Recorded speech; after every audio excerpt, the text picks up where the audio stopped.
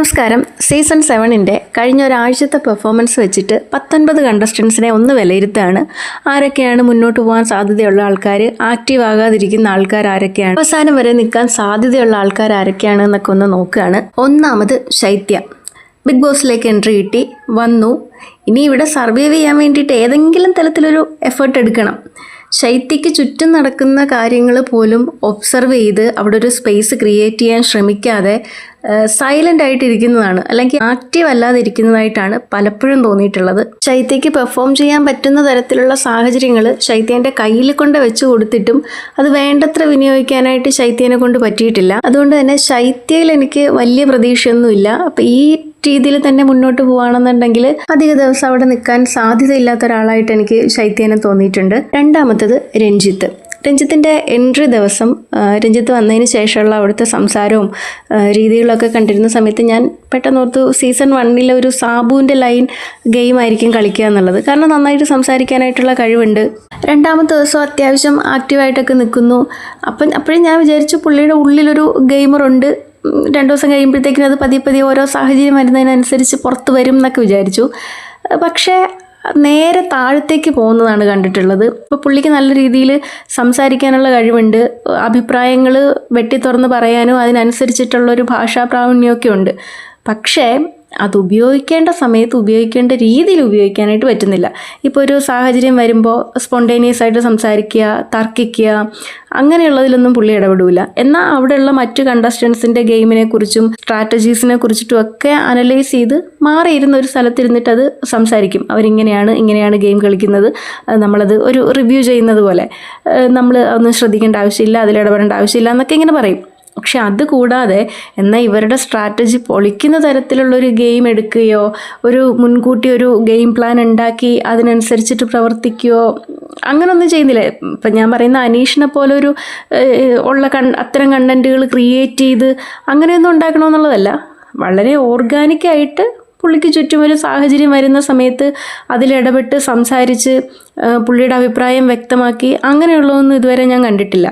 ഇപ്പോൾ പൊതുവായിട്ട് എന്താണ് പറയുന്നത്, പൊതു ചെണ്ട എന്ന് പറയുന്നത് പോലെ അവിടെ അനീഷ് ആയതുകൊണ്ട് അനീഷിനെതിരെ ഒരു വിഷയം വരുന്ന സമയത്ത് എല്ലാവരും കൂടി ശബ്ദം ഉണ്ടാക്കുമ്പോൾ പുള്ളി ശബ്ദം ഉണ്ടാക്കും.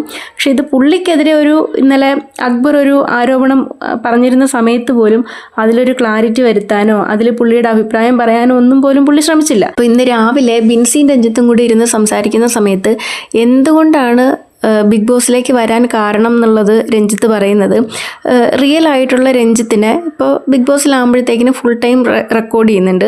അതിൽ രഞ്ജിത്ത് ചെയ്യുന്ന ഓരോ പ്രവർത്തികളും രഞ്ജിത്തിന് തന്നെ മനസ്സിലാക്കാം, ശരിയും തെറ്റും മനസ്സിലാക്കാൻ പറ്റും, തിരുത്തേണ്ടതുണ്ടെങ്കിൽ തിരുത്താൻ പറ്റും. അപ്പോൾ അതിന് വേണ്ടിയിട്ടാണ് ഇതിലേക്ക് വന്നു എന്ന് പറയുന്നു. ശരിയാണ്, അതിന് വേണ്ടിയിട്ടും വരുന്നവരുണ്ട്. പക്ഷേ നമുക്ക് എപ്പോഴും ഈ ഭയങ്കര ഇൻ്റലക്ച്വലായിട്ടിരുന്ന് സംസാരിക്കുകയും അങ്ങനെ മാത്രം സംസാരിക്കുകയും അങ്ങനെ മാത്രം ഒരു ഡിബേറ്റ് ചെയ്യുകയും ഒക്കെ കൊണ്ടുവന്നു കഴിഞ്ഞാൽ അതൊരു ബിഗ് ബോസ് എന്ന് പറയാൻ പറ്റില്ലല്ലോ. അതും വേണ്ടാന്നല്ല. പക്ഷേ എന്നാൽ മറ്റുള്ള അനാവശ്യ കാര്യങ്ങളിലൊന്നും ഇടപെടില്ല എന്നൊക്കെ പറയുമ്പോഴത്തേക്കിനും ഇപ്പോൾ ബിഗ് ബോസിൽ വേറെ കാര്യങ്ങളൊന്നും വരാറില്ലല്ലോ, ഇവരുണ്ടാക്കുന്ന സാഹചര്യങ്ങൾ തന്നെയല്ലേ. രഞ്ജിത്തിനെ സംബന്ധിച്ച് ശ്രമിച്ചാൽ ഇപ്പോഴും നല്ലൊരു ക്വാളിറ്റി കണ്ടന്റ് കൊടുക്കാൻ പറ്റുന്ന ഒരാളാണ്. പക്ഷേ ദിവസം കഴിയും തോറും രഞ്ജിത്ത് താഴേക്ക് വരുന്നതാണ് കണ്ടിട്ടുള്ളത്. ഇങ്ങനെയാണെങ്കിൽ രഞ്ജിത്തിൻ്റെ മുന്നോട്ട് പോക്ക് കുറച്ച് ബുദ്ധിമുട്ടായിരിക്കും. മൂന്നാമത്തത് സരികയാണ്. സരിക അവിടെ എല്ലാ കാര്യത്തിലും അഭിപ്രായം പറയുന്നുണ്ട്, എല്ലാ കാര്യത്തിലും ഇടപെടുന്നുണ്ട്. പക്ഷേ ഇതിനൊക്കെ ഒരു രഹസ്യ സ്വഭാവമാണ്. ലൈവിൽ സരികയ്ക്ക് അത്യാവശ്യം സ്ക്രീൻ സ്പേസ് കിട്ടുന്നുണ്ട്.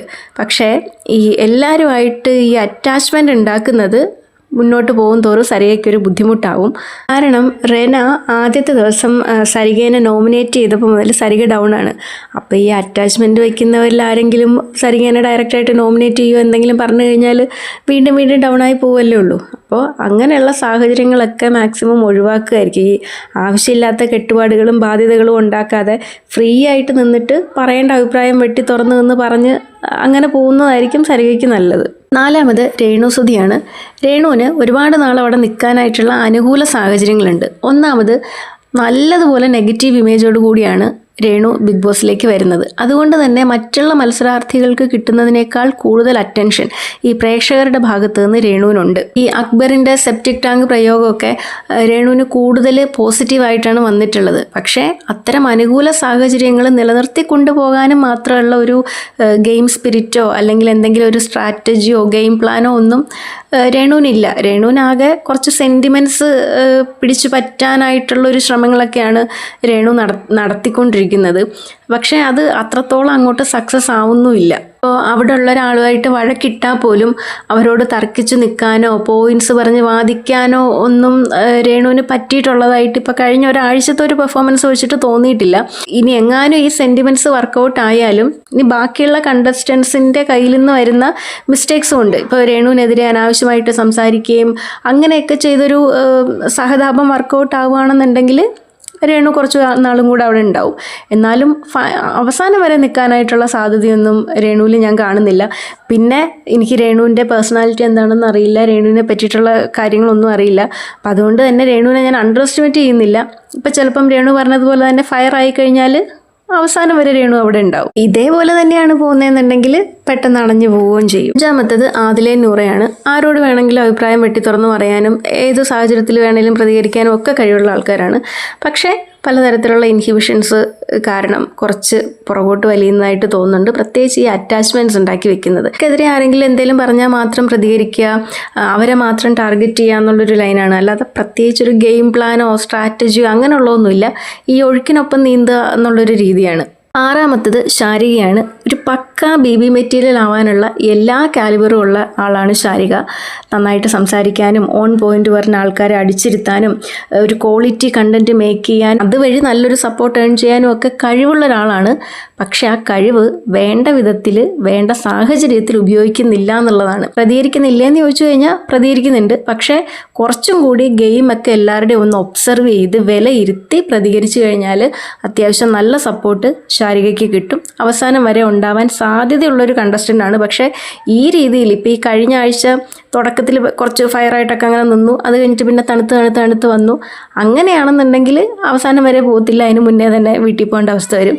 പക്ഷേ ഗെയിം മറ്റുള്ളവരുടെ ഗെയിമും കൂടിയൊക്കെ ഒന്ന് മനസ്സിലാക്കി കുറച്ചും കൂടി ബുദ്ധിപരമായിട്ടൊക്കെ ഒന്ന് മുന്നോട്ട് മൂവ് ചെയ്യുകയാണെന്നുണ്ടെങ്കിൽ അവസാനം വരെ നിൽക്കാൻ യോഗ്യതയുള്ള ഒരു മത്സരാർത്ഥിയാണ് ശാരിക. ഏഴാമത്തത് ജിസേലാണ്. മലയാളം പ്രോപ്പറായിട്ട് അറിയാത്തത് ജിസേലിന് ഗുണം ഉണ്ടാക്കുന്നുണ്ട്, ദോഷം ഉണ്ടാക്കിയിട്ടുണ്ട്. ഗുണം എന്താണെന്ന് വെച്ചാൽ ജിസേൽ സംസാരിക്കുന്നത് കേൾക്കാൻ രസമുണ്ട് എന്നും പറഞ്ഞ് ജിസേലിൻ്റെ അടുത്ത് തർക്കിക്കാൻ ചെന്നിട്ടുള്ള ആൾക്കാർ മുട്ടുമടക്കി പോയിട്ടുള്ളതും നമ്മൾ കണ്ടിട്ടുണ്ട്. ഇത് തന്നെയാണോ ജിസേലിൻ്റെ റിയൽ ആയിട്ടുള്ള ക്യാരക്ടർ എന്നുള്ളത് നമുക്ക് അറിഞ്ഞുകൂടാ. അപ്പോൾ പക്ഷേ എന്നാലും ജിസേലിൻ്റെ കയ്യിൽ എന്തൊക്കെയോ ഒരു ഗെയിമുണ്ട്, താമസിയാതെയൊക്കെ പുറത്തേക്ക് പതിയെ എടുക്കും, എന്തൊക്കെയോ സ്ട്രാറ്റജീസ് ഉണ്ട് എന്നൊക്കെ ഉള്ളൊരു ഫീല് വരുത്താനായിട്ട് ജിസേലിനെ കൊണ്ട് പറ്റിയിട്ടുണ്ട്. അപ്പോൾ ഇനി വരുന്ന ആഴ്ചകളിൽ കാണാം റിയൽ ആയിട്ടുള്ള ജിസേൽ ഏത് രീതിയിലൊക്കെയാണ് പ്രതികരിക്കുക, എങ്ങനെയൊക്കെയാണ് കണ്ടന്റ് ഉണ്ടാക്കുക എന്നൊക്കെ ഉള്ളത്. പ്രതീക്ഷയുള്ള കണ്ടസ്റ്റൻസിൻ്റെ കൂടെ കൂട്ടാൻ പറ്റിയിട്ടുള്ള ഒരാളാണ് ജിസേൽ. എട്ടാമത്തത് ആര്യനാണ്. ഷോർട്ട് ടെമ്പേർഡാണ്. വിമർശനങ്ങൾ 1% പോലും അക്സെപ്റ്റ് ചെയ്യാനായിട്ട് ബുദ്ധിമുട്ടാണ്. പെട്ടെന്ന് പ്രൊവോക്ഡ് ആവും. ഓവർ റിയാക്ഷനാണ്. ഫിസിക്കൽ ടാസ്ക് ഒക്കെ നന്നായിട്ട് ചെയ്യുമ്പോൾ കിട്ടുന്നൊരു പോസിറ്റീവ് ഓവർ റിയാക്ട് ചെയ്തും വായി തോന്നിയതൊക്കെ വിളിച്ചു പറഞ്ഞ് കളയാതിരുന്ന് കഴിഞ്ഞാൽ പ്രേക്ഷകരെ സ്വാധീനിക്കാൻ പറ്റുമെന്നുള്ളതാണ്. ഇപ്പോൾ വീടിൻ്റെ ഉള്ളിലുള്ള ആൾക്കാരെ മാത്രം നോക്കി കളിച്ചാൽ പോരാ, പുറത്തുള്ള പ്രേക്ഷകരെയും അണ്ടർ എസ്റ്റിമേറ്റ് ചെയ്യാതെ വെറുപ്പിക്കാതെ കളിക്കാൻ ശ്രമിച്ചു കഴിഞ്ഞാൽ കുറേ നാളും കൂടെ ആര്യൻ അവിടെ നിൽക്കാൻ പറ്റും എന്നുള്ളതാണ്. അടുത്തത് നെവിനാണ്.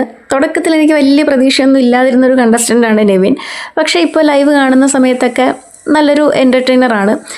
മറ്റ് മത്സരാർത്ഥികൾക്കിടയിൽ നെവിൻ മാത്രമാണ് ഒരു ഫൺ മൊമെൻറ്റ് ക്രിയേറ്റ് ചെയ്യുന്നതും നമുക്ക് ആസ്വദിക്കാൻ പറ്റുന്ന തരത്തിലുള്ളൊരു കൗണ്ടറൊക്കെ തരുന്നതും.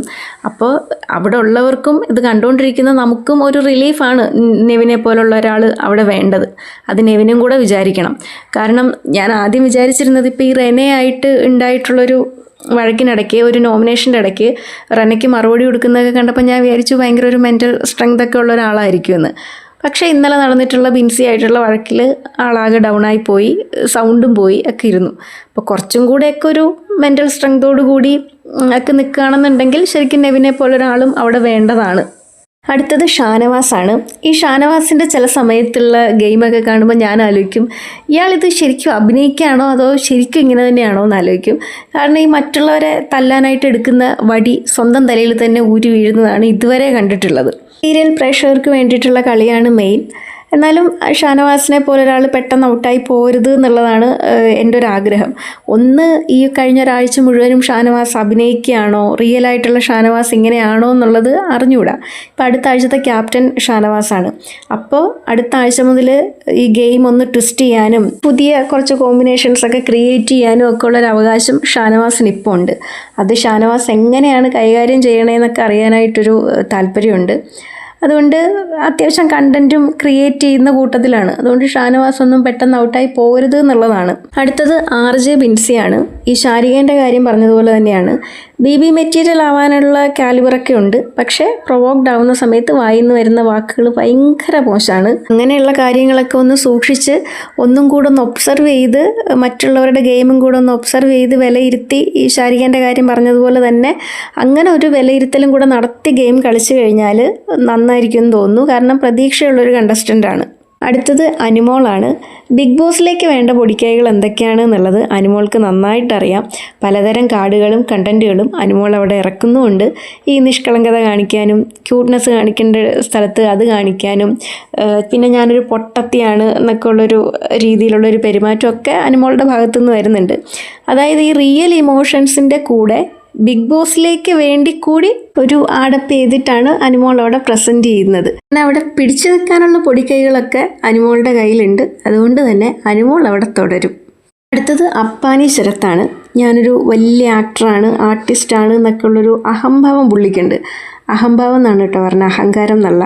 ഈ അഹംഭാവം കൊണ്ടുണ്ടാകുന്ന പൊട്ടത്തരങ്ങളും പുള്ളിയുടെ കയ്യിലുണ്ട്. എനിക്ക് ഈ ശ്രീനിവാസൻ്റെ മറ്റേ ഡയലോഗ് എനിക്ക് ഓർമ്മ വരും. മറ്റേ ബഹുമാനിക്കാൻ പഠിക്കൂ എന്ന് പറയില്ലേ, അതേപോലെയാണ് ഈ അപ്പാനി ശരത്ത് ചില ദേഷ്യം വരുന്ന സമയത്തൊക്കെ പറയുന്ന ചില ഡയലോഗൊക്കെ കേൾക്കുമ്പോൾ എനിക്ക് ഈ ഡയലോഗാണ് ഓർമ്മ വരിക. പക്ഷേ ഒരു ലോലനാണ്. പലപ്പോഴും പുള്ളി ഭയങ്കര സീരിയസ് ആയിട്ടാണ് ഇത് ചെയ്യുന്നതെങ്കിലും കോമഡി ആയിട്ടാണ് തോന്നാറ്. നിലവിൽ അക്ബറുമായിട്ടാണ് ഗെയിമൊക്കെ പ്ലാൻ ചെയ്യുന്നത്. പക്ഷേ അക്ബർ വളരെ കണ്ണിങ് ആണ്. ശരത്ത് അതുപോലെയല്ല. ശരത്ത് ഈ ഋഷീൻ്റെയൊക്കെ ഒരു പോലെയാണ്. ഋഷിക്ക് പക്ഷേ പ്രത്യേകിച്ച് ഗെയിം പ്ലാനൊന്നും ഉണ്ടായിരുന്നില്ല. പേഴ്സണലായിട്ട് വരുന്ന വിഷയങ്ങളിൽ മാത്രമാണ്. അങ്ങോട്ട് ആരെയും കയറിയിട്ട് അങ്ങനെ അറ്റാക്ക് ചെയ്യാനൊന്നും പോകുന്ന തരത്തിലല്ല. പക്ഷേ ശരത്തിന് ഒരു ഗെയിം പ്ലാനൊക്കെ ഉണ്ട്. ഇന്ന ആൾക്കാരെ ഔട്ടാക്കണം, ഇന്ന ആൾക്കാർ വീട്ടിലുണ്ടാവാൻ പാടില്ല എന്നൊക്കെ ഉള്ളൊരു ഇതുണ്ട്. പക്ഷേ പെട്ടെന്ന് മാനിപ്പുലേറ്റ് ചെയ്യാനും ശരത്തിനെ മറ്റുള്ളവർക്ക് ഉപയോഗിക്കാനും ഒക്കെ പറ്റുന്ന തരത്തിലുള്ളൊരു ക്യാരക്ടറാണ്. പക്ഷേ പ്രൊവോക്ഡ് ആവുന്ന സമയത്ത് സംസാരിക്കുന്ന ഭാഷ വളരെ മോശമാണ്. ഇന്നിപ്പോൾ അനീഷിൻ്റെ അടുത്ത് നിന്ന് ഭീഷണിപ്പെടുത്തുന്നുണ്ടായിരുന്നു. നീ ഇവിടെ കിടന്നല്ലേ കളിക്കുള്ളൂ, നീ പുറത്തേക്ക് ഇറങ്ങടാന്നൊക്കെ. അനീഷ് ജയിലിലേക്ക് നോമിനേറ്റ് ചെയ്തത് തീരെ ഇഷ്ടപ്പെട്ടിട്ടില്ല. അപ്പോൾ അനീഷിനെ കാണിച്ചു കൊടുക്കാം, ഇനി അങ്ങോട്ട് ഇറങ്ങട്ടെ, അവനെ ഞാനിവിടെ വെച്ച് ഉറപ്പിക്കത്തില്ല, എത്രയും പെട്ടെന്ന് പുറത്താക്കും എന്നൊക്കെ ഉള്ളതാണ് പുള്ളി പറയണത്. ഏതായാലും ഗെയിം കളിക്കണം, ഇറങ്ങി കളിക്കണം എന്നൊക്കെയുള്ള ആഗ്രഹമുള്ള കണ്ടൻറ്റ് തരുന്ന ഒരു മത്സരാർത്ഥിയാണ്. അതുകൊണ്ട് തന്നെ അവസാനം വരെ നിൽക്കണമെന്നുള്ളതാണ്. അടുത്തത് അനീഷാണ്. ബിഗ് ബോസിലേക്ക് വരാൻ വേണ്ടി 5 കൊല്ലം ലീവ് എടുത്ത് പഠിച്ച് പ്ലാൻ ചെയ്ത് വന്നതാണ്. ഇറങ്ങി കളിക്കാൻ വന്ന ഒരാളാണ്. പുള്ളിക്ക് യാതൊരു തരത്തിലുള്ള ഇൻഹിബിഷൻസും ഇല്ല. ആദ്യത്തെ ഒരാഴ്ച കൊണ്ട് തന്നെ പോസിറ്റീവോ നെഗറ്റീവോ നല്ലൊരു ഇമ്പാക്റ്റ് ഉണ്ടാക്കാനായിട്ട് പുള്ളീനെ കൊണ്ട് പറ്റിയിട്ടുണ്ട്. ഫേക്കായിട്ടാണ് നിൽക്കുന്നതെന്നൊന്നും എനിക്ക് തോന്നിയിട്ടില്ല. കാരണം ഈ പുള്ളിയുടെ ഈ പ്രൊവോക്കിംഗ് സ്ട്രാറ്റജി കൊണ്ട് തന്നെ ഇറിറ്റേറ്റ് ചെയ്ത് ബാക്കിയുള്ള 18 പേരെ എതിരാക്കി നിർത്തിയിരിക്കുകയാണ്. അപ്പോൾ അതുകൊണ്ട് തന്നെ അവർ വായി തോന്നിയതൊക്കെ ഈ പുള്ളീനെ വിളിക്കും. പറയാവുന്നതിൻ്റെ മാക്സിമം പറയും. പക്ഷേ പുള്ളീനെ അതൊന്നും എഫക്റ്റ് ചെയ്യില്ല. എന്നാൽ ഈ പറയുന്നവരെയൊക്കെ തിരിച്ച് നന്നായിട്ട് ഇറിറ്റേറ്റ് ചെയ്യാനും പ്രൊവോക്ഡ് ആക്കാനും അനീഷിനെ കൊണ്ട് പറ്റുന്നുമുണ്ട്. പക്ഷേ ഇതേ സ്ട്രാറ്റജി വെച്ചിട്ട് മുന്നോട്ട് പോകാനായിട്ട് കുറച്ച് ബുദ്ധിമുട്ടാണ്. കാരണം ആൾക്കാർക്ക് വെറുപ്പ് തോന്നും, മടുപ്പ് തോന്നും. അപ്പോൾ ഇത് കണ്ടുകൊണ്ടിരിക്കുന്നവർക്കും ഭയങ്കര ഇറിറ്റേറ്റിംഗ് ആയിട്ട് തോന്നും. വീക്കെൻഡ് എപ്പിസോഡിൽ അത്യാവശ്യം നല്ല രീതിയിൽ കിട്ടാനുള്ള സാധ്യത ഉള്ളത് കൊണ്ട് അടുത്ത ആഴ്ച മുതൽ ഗെയിം മാറ്റി പിടിക്കാനൊരു ചെറിയ സാധ്യത കാണുന്നുണ്ട്. അങ്ങനെ മാറ്റി പിടിക്കുകയാണെന്നുണ്ടെങ്കിൽ പുള്ളി അവസാനം വരെ പിടിച്ചു നിൽക്കും എന്നുള്ളതാണ്. കാരണം പുള്ളിയുടെ സ്ട്രെങ്ത് എന്ന് പറഞ്ഞാൽ ഇമോഷൻസിനെ നന്നായിട്ട് ഹാൻഡിൽ ചെയ്യാൻ പറ്റുന്നു എന്നുള്ളതാണ്. ഇപ്പോൾ അവിടെയുള്ള എല്ലാവർക്കും അത്, ഭൂരിഭാഗം ആൾക്കാർക്കും അത് പറ്റുന്ന കാര്യമല്ല. കാരണം ഏതെങ്കിലും ഒരു സാഹചര്യത്തിൽ പ്രൊവോക്ഡ് ആയി പോവും. പക്ഷെ പുള്ളി അത് കറക്റ്റായിട്ട് മാനേജ് ചെയ്ത് കൊണ്ടുപോകുന്നുണ്ട്. അപ്പോൾ ആ സ്ട്രെങ്ത് പോസിറ്റീവായിട്ട് ഉപയോഗിച്ച് കഴിഞ്ഞാൽ പുള്ളി അവസാനം വരെ അവിടെ ഉണ്ടാവും. അടുത്തത് റെനയാണ്. ബിഗ് ബോസ് എന്താണെന്നും ആ ഗെയിം എങ്ങനെയാണ് കളിക്കേണ്ടതെന്നും അതിലെന്തൊക്കെ സ്ട്രാറ്റജീസ് ഉണ്ടെന്നും അതെങ്ങനെയൊക്കെയാണ് വർക്കൗട്ട് ആക്കേണ്ടതെന്നും ഒക്കെ നന്നായിട്ട് അറിയുന്നൊരു കുട്ടിയാണ് റെന. അത് റെനേൻ്റെ സംസാരത്തിൽ നിന്ന് തന്നെ മനസ്സിലാവാം. പക്ഷേ അങ്ങോട്ട് പോയി പ്രൊവോക്ക് ചെയ്ത് അവർ പ്രൊവോക്ഡായി തിരിച്ചു കിട്ടുന്ന സമയത്ത് അതും കൂടെ മേടിക്കാനുള്ള ഗട്ട്സ് കാണിക്കണം. അപ്പോൾ സ്വന്തം കണ്ടൻറ്റിലായാലും മറ്റുള്ളവരുടെ ഗെയിമിലായാലും ഒക്കെ പോയി ഇടപെട്ടിട്ട് അവർ തിരിച്ചു തരുമ്പോൾ അതും നല്ല രീതിയിൽ ഹാൻഡിൽ ചെയ്യാനായിട്ട് പറ്റണം. അല്ലാതെ അത് പിന്നെ വഷളാക്കി കഴിഞ്ഞിട്ട് ഉള്ള സപ്പോർട്ട് കളയാനായിട്ട് നിൽക്കുക. എല്ലാത്തിനും ഒരു പരിധിയുണ്ട്. ഇപ്പോൾ ഈ അനീഷിൻ്റെ കാര്യം പറഞ്ഞതുപോലെ തന്നെ ഇറിറ്റേറ്റ് ചെയ്യാനാണെങ്കിലും പ്രൊവോക്ക് ചെയ്യാനാണെങ്കിലും ഒക്കെ ഇത് കണ്ടുകൊണ്ടിരിക്കുന്നവർക്കും കൂടെ കൺവിൻസിങ് ആവുന്ന തരത്തിൽ വേണം ചെയ്യാൻ.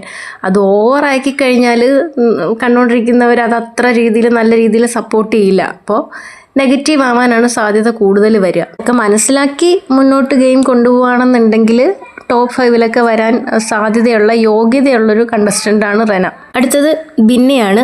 വെൽ പ്ലാൻഡ് ആണ്, കൺട്രോൾഡ് ആണ്. വേണ്ട സമയത്ത് വേണ്ട പോലെ വേണ്ട രീതിയിൽ റിയാക്ട് ചെയ്യാനായിട്ട് ബിന്നിക്കറിയാം. ബിന്നി അവിടെ ആരുമായിട്ടും ഒരു അറ്റാച്ച്മെൻറ്റ് കീപ്പ് ചെയ്യുമോ, എന്നാൽ എല്ലാവരുമായിട്ടും ഒരു സൗഹൃദം ഉണ്ട് താനും ഒക്കെ ഒരു ഡിസ്റ്റൻസ് കീപ്പ് ചെയ്ത് ഒരു ബോർഡർ ലൈൻ വെച്ചിട്ടാണ് ബിന്നി നിൽക്കുന്നത്. അതുകൊണ്ട് തന്നെ ആർക്കെതിരെയും എന്ത് സംസാരിക്കാനായിട്ട് ബിന്നിക്ക് പറ്റും. പക്ഷേ ഇതുപോലെ തന്നെ മുന്നോട്ട് പോവുകയാണെന്നുണ്ടെങ്കിൽ ബിന്നിക്ക് വിൻ ചെയ്യാൻ പറ്റുന്നൊരു സാഹചര്യമുണ്ട്. കാരണം നെഗറ്റീവായിട്ട് പറയാനായിട്ടുള്ള കാരണങ്ങൾ വളരെ കുറവാണ്. അവസാനം അക്ബർ. ഈ 18 പേരിൽ ബ്രില്യൻ്റായിട്ട് ഗെയിം നോക്കിക്കണ്ട് ഒബ്സർവ് ചെയ്ത് പ്ലാൻ ചെയ്ത് എക്സിക്യൂട്ട് ചെയ്യാൻ ശ്രമിക്കുന്ന ഒരാളാണ് അക്ബർ. വളരെ കണ്ണിങ് ആയിട്ടുള്ള ഒരാളാണ്. ഇപ്പോൾ ഈ കഴിഞ്ഞ ആഴ്ചയിൽ നടന്നിട്ടുള്ള മെയിൻ കണ്ടൻറ്റുകളിൽ, ഇപ്പോൾ ഈ പ്രൊമോയിലൊക്കെ വന്നിട്ടുള്ള മിക്ക കണ്ടൻറ്റുകളിൽ നോക്കിയാൽ അക്ബറിൻ്റെ ഒരു പ്രസൻസ് അവിടെ ഉണ്ടാവും. ആ വീട്ടിൽ വരുന്ന എല്ലാ വിഷയത്തിലും അക്ബറിൻ്റെ ഒരു അഭിപ്രായം ഉണ്ടാവും. അക്ബർ അതിൽ ഇടപെടും. പേഴ്സണലി അക്ബറിൻ്റെ എല്ലാത്തരം ഗെയിമിനോടും ഒന്നും യോജിപ്പുള്ള ആളല്ല ഞാൻ. എനിക്ക് എതിരഭിപ്രായമുള്ള വിഷയങ്ങളുണ്ട്.